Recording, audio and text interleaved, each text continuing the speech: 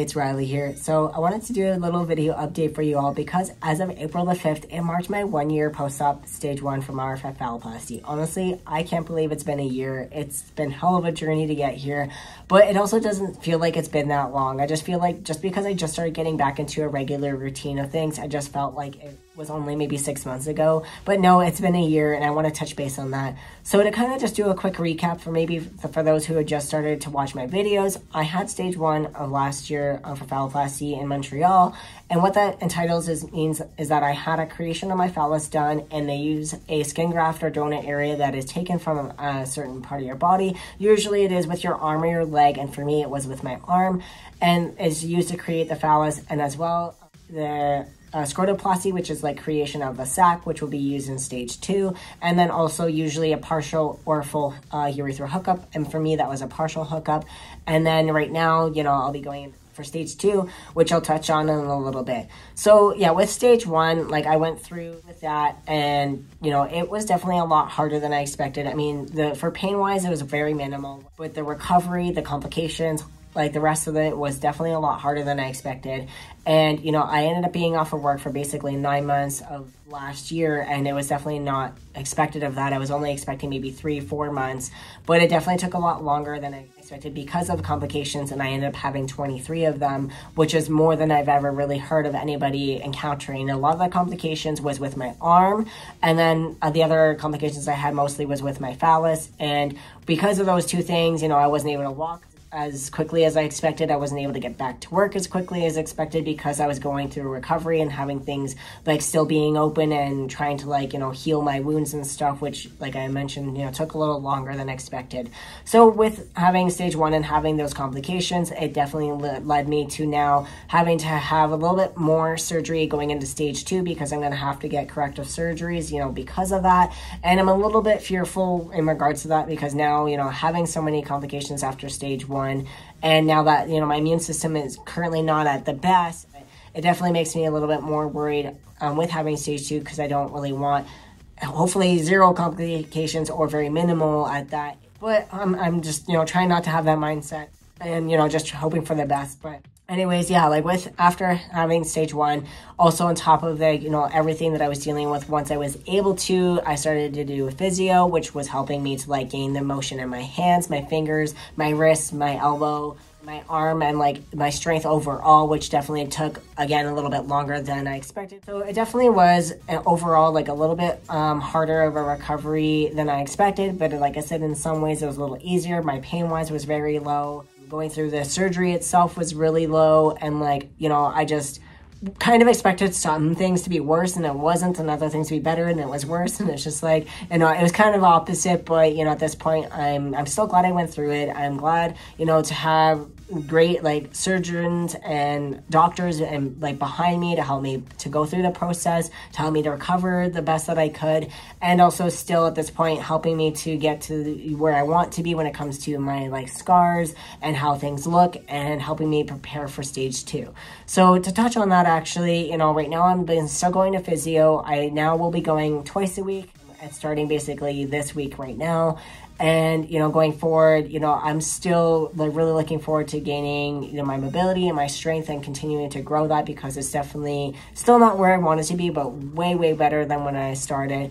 So to kind of touch on that, right now I can pretty much do the same thing with both hands. This one I still find a little bit stiff at times. Sometimes I find it takes a little bit to push it down a little bit more. But overall, I find that I can pretty much use my hand the exact same way as this one. I just find some days it's a little bit stiff or gets a little bit more swollen still. And I mean, I am still only a year post-op, but overall I'm pretty happy with the way that things are, and that the way that they're still progressing going forward with physio. And now that I'm back to work full time, I'm noticing a bit of a difference as well. And then to touch base with my physio is actually we started doing a new kind of treatment sessions, I'm going to call them, is that on top of my physio, we've been doing scar treatments, which basically we're using a machine that's very similar to an ultrasound machine in the ways that it gives you something, I don't know how to explain this, but it gives you certain ways to break down the tissue in your skin and in the scar, and helps to break up the tissues, and that way your body can heal itself. better and minimize like the scarring and just help overall healing in the scar itself. And I want to show you what things look like, because I am just astounded by how far they have come since going to physio, and that's been like in the last 6-ish months that I've been going, and just how great it looks. I will also be posting pictures of my arm from how it looked from coming out of surgery up until now, and same with my leg. So if you do want to see prior pictures of how things looked and how far it's come, I will be posting them on my Instagram, which again, I'll make sure to link down in the description down below. But for now, I will show you what things look like now. So if you do not want to see this, if you don't want to, see scarring or anything like that, I would recommend that you get off this video. Otherwise, I appreciate you sticking around, and I will be showing you here now. So for 1 year post-op, how things look. Like overall, my scarring has pretty much, like from afar, you almost can't see it. It pretty much blends with my skin tone color. It's not like an odd color. The only thing is you will see some darker shading on specific areas, which again, those are the 3 areas that I had complications with. So now I'll get up a little bit closer to the camera so you can see. There's still a little bit of redness I find on this scar right here, but for the most part, it's pretty much almost well blended into like the rest of my skin color, especially down here on the bottom. And same with like down here on the bottom. It pretty much well blends into my skin color. But again, so this red area was one of the major complication areas that I had. Same thing with this little spot that's down here. And then one in the back was the 3 areas that I dealt with complications throughout my recovery.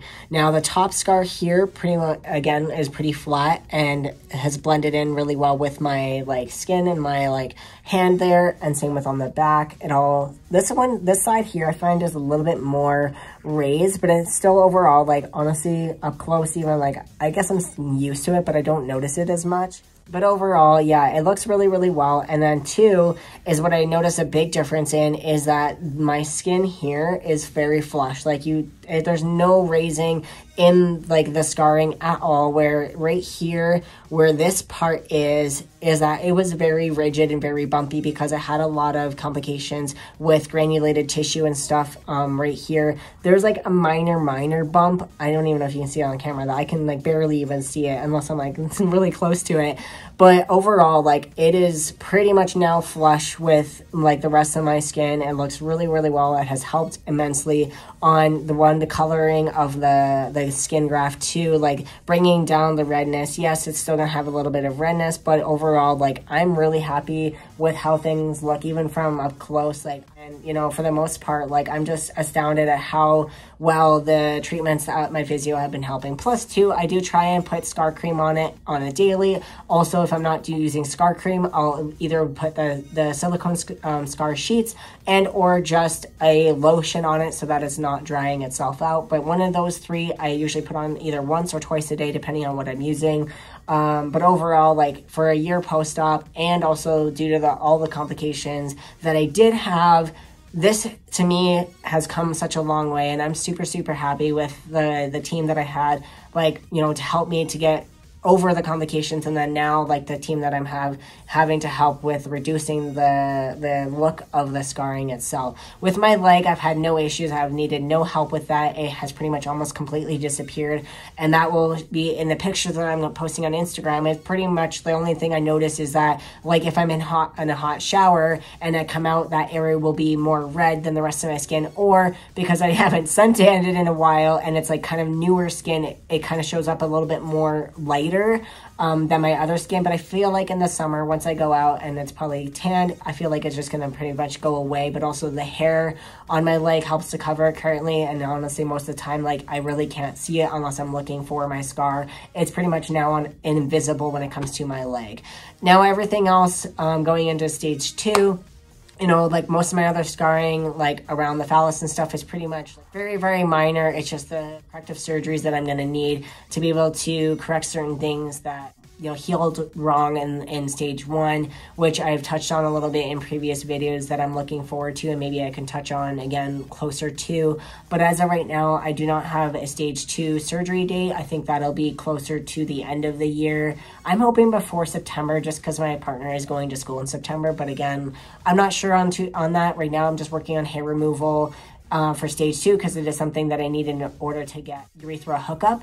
So right now I'm just working on that, and I'm hoping to be done by July, but again, I'll be keeping you all posted. But as of right now, I'm just waiting for the hair removal to be done, and then I need to send pictures to Montreal, and then it's about it seems to be 2-ish months, 3-ish months, somewhere in there after I get the clearance of all the hair. So yeah, again, I'll be keeping you posted on that.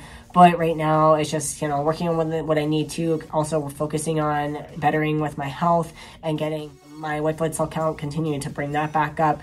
And that way, when it goes into surgery, that I will be at my best and be able to come out of the recovery and be able to heal the way that I need to. Because I definitely don't want to go through the same or different, or similar issues, I guess, after stage 1. So yeah, that's kind of the recap. If I missed anything or felt like I missed anything, you know, feel free to ask me in the comments. I can definitely touch on it in another video, or I can always answer just to the reply. So again, if you have any more questions, topic ideas, suggestions, anything like that, feel free to put it in the comments down below. And again, as mentioned, I'll try and link any other social medias that you may be interested in looking at. I'll make sure to put it in the description down below. But again, thank you all for being here. Thank you all for the support and love, and I appreciate you watching my videos. But in the meantime, thanks again, and stay tuned for future videos. Bye for now.